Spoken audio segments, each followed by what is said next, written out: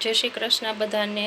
જો આજે અમે ઘરે સિંગ બનાવી છે, તો જે આગળની પ્રોસેસ હોય તે હું એડ કરતાં ભૂલી ગઈ છું।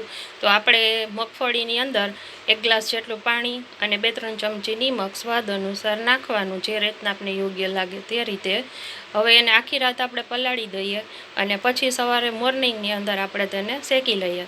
તો ઘરની અંદર તમારે કોઈ પણ મીઠું હોય તો તે આપણે એક મોટા વાસણની અંદર એડ કરી દઈને પછી તેમાં મગફળી જે રાતે પલાળેલી છે તે આપણે નાખી દઈએ અને સારી રીતના આપણે પછી ધીમા ગેસે આપણે હલાવતા જવાનું આ રીતે, અને પછી સિંગ શેકતા જઈએ।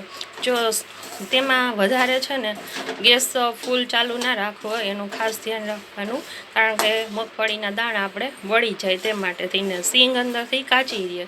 અને ધીમા તાપે ધીમે ધીમે આ રીતના આપણે હલાવતા રહીએ।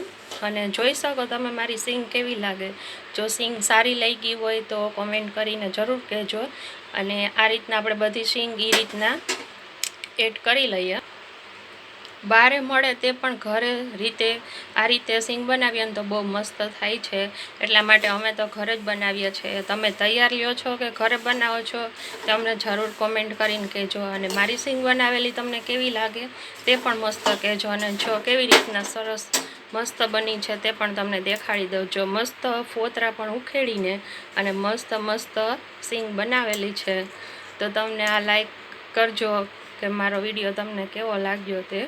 અને આપણે સાવ ધીમા તાપે જ બનાવજો, એટલે એટલું ખાસ તમે ધ્યાન રાખજો આ વિડીયોની અંદર મારો। અને તમને આ વિડીયો મારો કેવો લાગ્યો તે જરૂર કહેજો।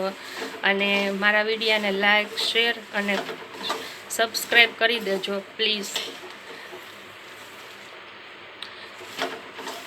કાંઈ ઇશ્યુ હોય તો પણ કહી શકો છો, નો પ્રોબ્લેમ।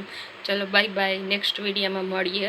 અને ચેનલને સબસ્ક્રાઈબ કરવાનું ભૂલતા નહીં।